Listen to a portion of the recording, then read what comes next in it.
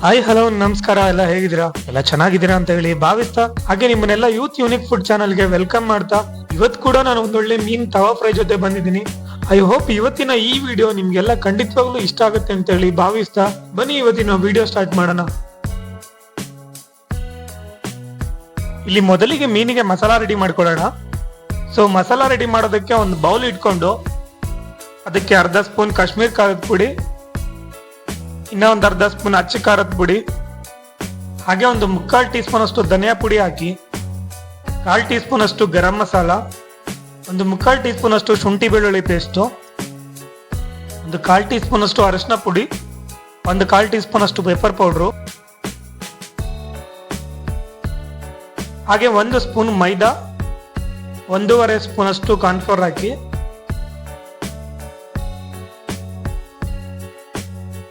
ಒಂದು ಅರ್ಧ ಹೋಳು ನಿಂಬೆಹಣ್ಣನ್ನು ಹಿಂಡ್ಕೊಳ್ಳೋಣ.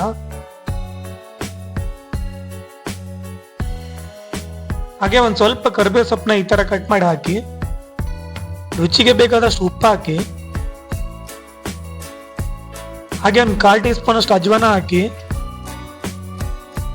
ಸ್ವಲ್ಪ ನೀರು ಹಾಕೊಂಡು ಮಿಕ್ಸ್ ಮಾಡಿ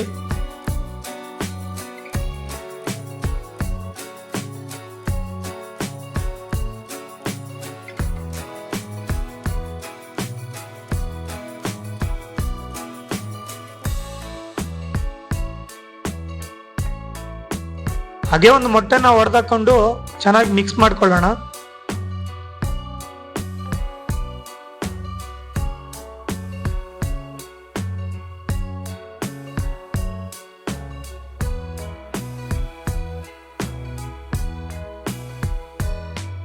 ಇವಾಗ ನಾನು ಒಂದು 5ರಿಂದ 6 ಬಾಂಗಡ ಮೀನನ್ನ ಈ ತರ ಚೆನ್ನಾಗಿ ಕ್ಲೀನ್ ಮಾಡಿ ಹೀಗೆ ಕಟ್ ಮಾಡಿ ಇಟ್ಕೊಂಡಿದ್ದೀನಿ.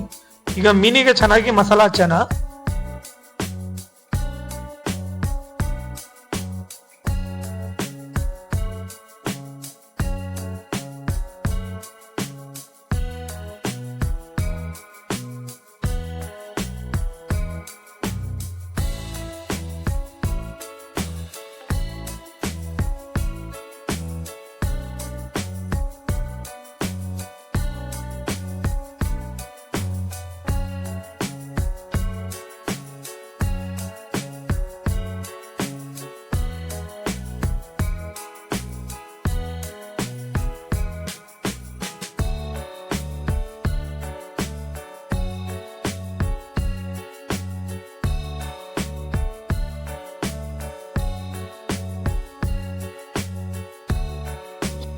ಈ ತರ ಎಲ್ಲಾ ಮೀನಿಗೂ ಮಸಾಲ ಹಚ್ಕೊಂಡಾಗಿದೆ.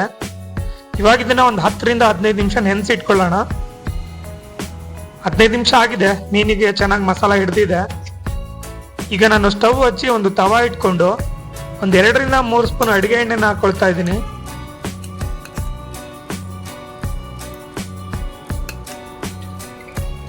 ಈಗ ಎಣ್ಣೆ ಕಾದಿದೆ, ಮೀನಿಗೆ 2 ಕಡೆ ಈ ತರ ರವಾ ಹಚ್ಚಿ ತವಾದ ಮೇಲೆ ಹಾಕೊಳ್ಳೋಣ.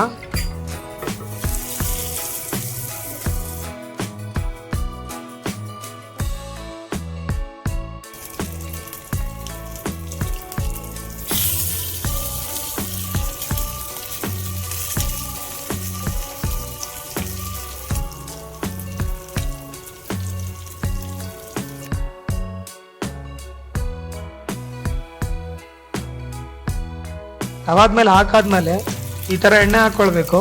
ಕೆಲವರಿಗೆ ರವಾ ಫ್ರೈ ಇಷ್ಟ ಆಗಲ್ಲ, ಅಂಥವ್ರು ಹಾಗೇನೂ ಫ್ರೈ ಮಾಡ್ಕೊಳ್ಬಹುದು. ಇನ್ನು ಕೆಲವರು ರವಾ ಫ್ರೈನ ಇಷ್ಟಪಡ್ತಾರೆ, ಅಂಥವ್ರು ರವಾ ಹಚ್ಚಿ ಫ್ರೈ ಮಾಡ್ಕೊಳ್ಳಿ. ಇವಾಗ ಮೀನನ್ನ ಮೇಲೆ ಕೆಳಗೆ ಮಾಡ್ತಾ 2 ಕಡೆ ಚೆನ್ನಾಗಿ ಬೇಯಿಸ್ಕೊಳ್ಳೋಣ.